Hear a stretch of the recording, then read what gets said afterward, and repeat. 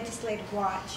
I'm here at the State House with several legislators right now. We're going to be talking about some bills that are being considered during the final days of the legislative session.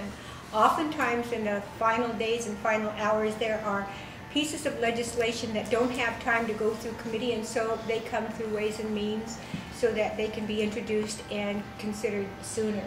On the other hand, there are some that have been around for a while that need to be amended, that are in different phases of being amended. We're going to be discussing these bills and issues with the legislators who have been deeply involved with these, and I'd like to start with Representative Boyle, who just introduced an RS in Representative Wood's committee, Ways and Means, relative to the wolves, and I think you made an excellent point about the concern that people have. Would you discuss that with us? Sure. What this bill will do is hopefully get a handle on this exploding population of wolves that we have. As you know, if we have state management, we can do something about managing wolves and protecting livestock, protecting people, protecting the wildlife, but without management authority, we can't.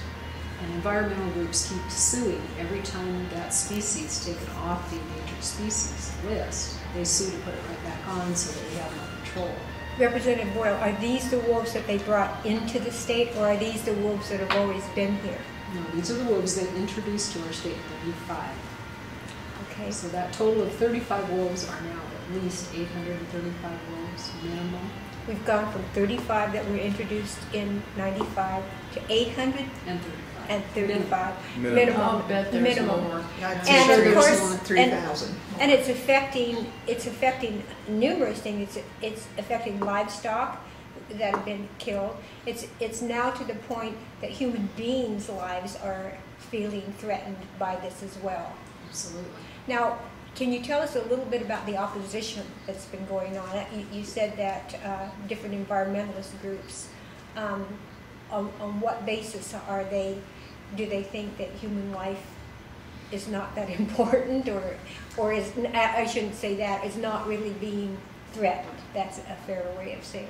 Is that what they think? They seem to claim that wolves do not threaten people, despite the fact that throughout history they have killed many, many people. And recently they have killed at least 3 people in Canada and Alaska. And they're becoming very used to people here in Idaho. People are afraid to even leave their kids in rural areas at the bus stops. They're afraid to go picnicking anymore. We can't even, when we go to move cows, we can't even take our little kids with us, or our dogs, because dogs are a magnet for those wolves. Well, and I've actually seen and read about wolves and bears that have become so accustomed to people that there's literally not much fear there. They have no reason to fear us right now. Okay. I can tell you firsthand that we had 2 wolves on my ranch that came out after my granddaughter and her husband and their 2 dogs. And these 2 wolves came down after them, and the kids got off the horses and threw rocks at them and could see that they were losing the battle, and they got on the horses and hollered for their dogs and took off. Those are 2 wolves that attacked the dogs and the humans. They were not afraid of the kids. So will you be testifying about this, Representative Wood? Absolutely. Okay. And so if this has happened to you, I doubt that you're the only one that's happened to in terms of wolves aggressing on humans. Well, I don't know about others, but I do know that happened on our place. Okay. There was a group of hunters this year up in Lola that were literally surrounded by wolves on a cliff, and they finally got away, but they were terrified. So we need to do something, besides the fact that these wolves have brought in diseases that are foreign to our state, and they are now threatening all of our livestock, our wildlife, our pets, and human beings as well. And this is something that people may not be aware of. Of course, we know that wolves are considerably larger than your average dog, but I can recall some years ago, I believe it was in San Francisco, California, there were some domestic animals, just household dogs. One was a poodle, one was a mix, and I can't remember what the third one was. They were running at night. None of their owners knew this because they set them out thinking they were in their yard, but they were actually running as a pack, and they killed a toddler, tore her apart like a rag doll. They found these dogs, and of course they were all put down, but people don't understand, not all people understand, that when the pack mentality takes over, there's nothing stopping them. So, okay, well, thank you. We'll be watching for that legislation. As of this program, it is Friday the 1st, and you think this will be up, obviously, sometime during the week of the 4th? On Monday. Oh, Monday, okay. If people are interested in having some input on this with their legislators, how do they do that? Contact their legislators by email, phone call, however they can. And is there a general number or email that they can do that? I know usually that representative's name at house@gov.or house.idaho.gov. Okay. Elizabeth, also, that bill then is expected in the Senate, in the Resource Committee on April the 6th, Wednesday, at 1:30. And so there will be a public hearing on this bill on Wednesday, April the 6th. At what time? 1:30. And in We where? would love to have anybody that's interested in states' rights or wolves, because that's this issue covers both, in the West Wing. West Wing, what room would that be? It'll be the resources room unless we get a crowd, and then it'll be in the auditorium.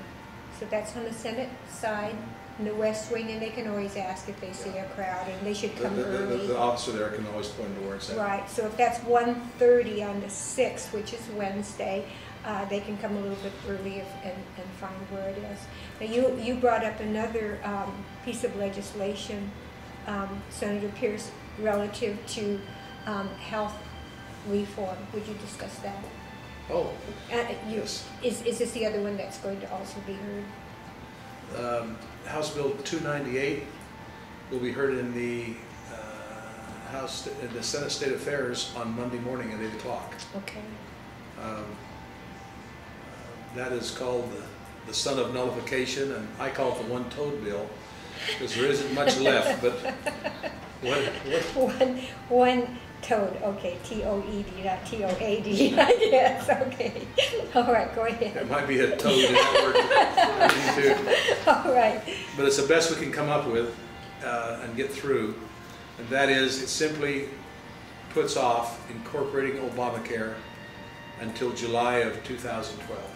Any discretionary monies that are being offered, it doesn't allow our state agencies to take those or to go out and bring those in. Now the difference is the intent was taken out. Is that correct? Of language or? Well, much of the intent language is taken out, but what really this bill accomplishes is you see, the Idaho Health Freedom Act we passed last year protected just the citizens. Now we protect the employers also for just this next year. Okay. So we'll need to bring new legislation next year that will complete the nullification or keep Obamacare out somehow, because that's our goal and that's what we want to accomplish. I've been told that the governor says that should this bill pass, he is definitely in support of signing this. Is that your understanding? I have not talked to the governor about this bill. He promised that with nullification, but we didn't get it to him, so we assume that he'll... So he supports the concept of nullification? Yes. All right. And so this just puts it off, staves it, so to speak, till 2012. Right. And then what? Well, we'll be in session early in 2012, and we hope that we're able to bring something which will be productive to protect and interpose our state between our citizens and the federal government. That's what our whole goal is to protect them. And you want people there at 8 o'clock Monday morning? Excuse me, is that correct? That's 8 correct. o'clock Monday Yes. morning on the Senate side in State Affairs. Okay, and again, should people contact their legislators? One of the things I've been told is you're so inundated with emails that you don't have a chance to look at it. So them showing up in person has more of an impact. Is that correct? It will right now, because we are does. way backed up on our computers on the messages. I would also suggest we're not really worried about the passage of 298. our people have been so excited about it that there has been great pressure placed on our legislators, and so I think this 298 will pass. We've been assured we have the votes. If they feel like they have limited time to support, we would love the Wednesday support on the Wolf bill. Okay. We'll be right back.